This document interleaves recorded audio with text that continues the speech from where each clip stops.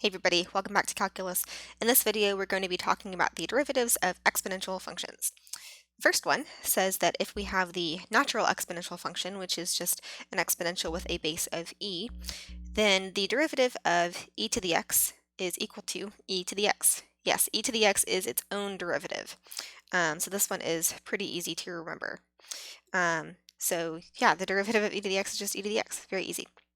If we have e to the power of a function, such as g of x, then this derivative is e to the power of g of x times g prime of x. That is what this formula is telling us right here. So this is when we have the base of the exponential as e, but what about if we have a different number as the base like b? Well, if that's the case, then the derivative of b to the power of x is b to the power of x times the natural log of b.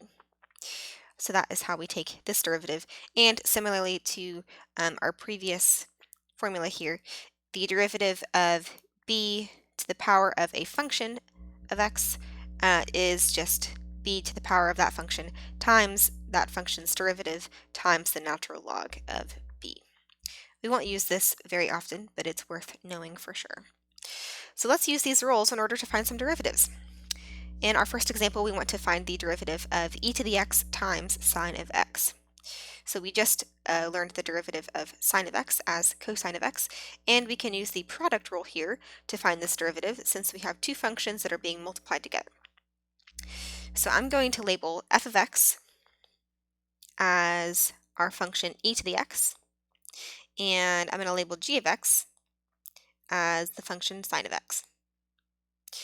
And we just learned that the derivative of e to the x is just e to the x, and g prime of x, the derivative of sine of x, is equal to cosine of x.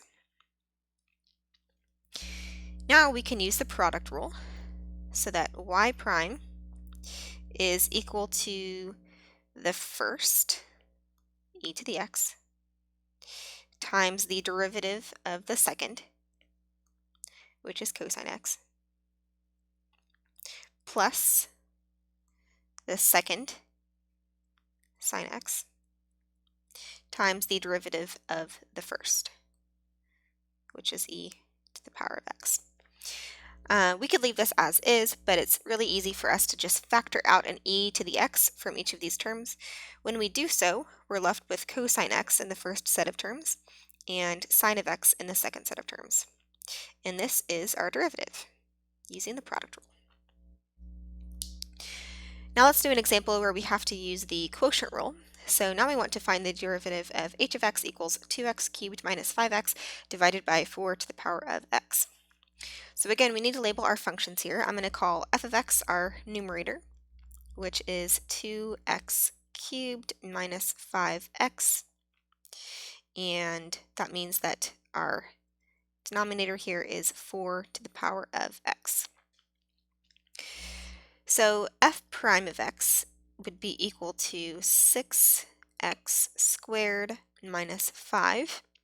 And according to our rule right here, g prime of x is equal to 4 to the power of x times natural log of 4. From here, since we have in our function a quotient, we can use the quotient rule so that h prime of x is equal to the bottom function, which is 4 to the power of x, times the derivative of the top function, that's 6x squared minus 5, minus the top function, 2x cubed minus 5x, times the derivative of the bottom function, which is 4 to the power of x times natural log of 4.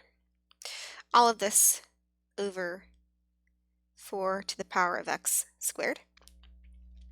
We could simplify this a little bit by factoring out a 4 to the power of x from both of these terms, but I'm just going to leave it as it is right now, and this is our derivative using the rules that we just learned for exponentials as well as the quotient rule.